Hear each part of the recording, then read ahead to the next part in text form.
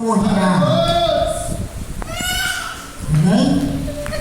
Louvado seja o nome do Senhor.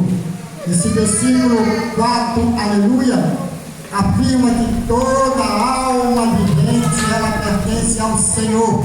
Amém? Assim como a alma do Pai, a alma do Filho pertence ao Senhor. Mas a palavra do Senhor também afirma que a alma que pecar certamente morrerá. Aleluia!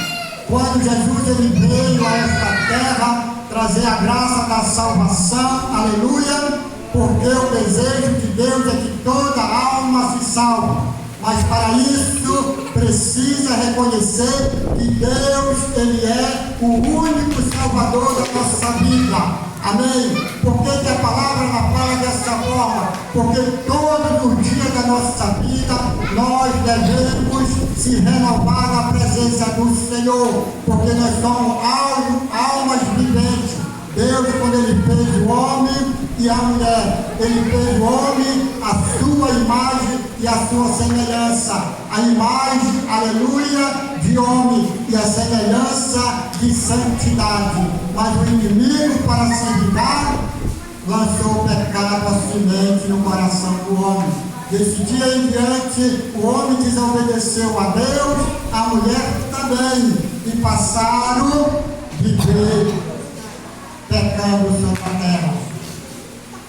Mas Jesus Cristo, aleluia, ele veio para trazer a vida e vida com abundância para aqueles que creem. A morte veio através da mas a vida através de Cristo. Aleluia! Porque a palavra ela fala assim, para mim e para você.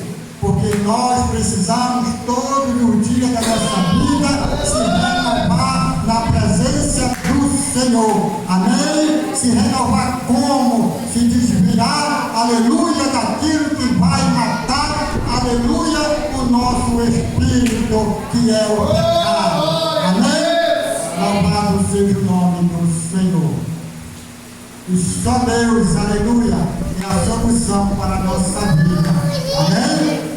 Porque o homem, aleluia, que faz o juízo, ele se torna justiça para Deus. Amém?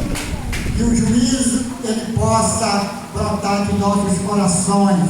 A justiça, aleluia, que ela venha brotar de nossos corações. Amém? E ela possa ser lançada às almas que estão aí pelo mundo, pecando, morrendo, sem solução. Mas aqueles que creem e reconhecer, se arrepender e aceitar o Filho de Deus como seu único Salvador, amém? Esta alma certamente vai viver a segunda palavra do Senhor. Amém?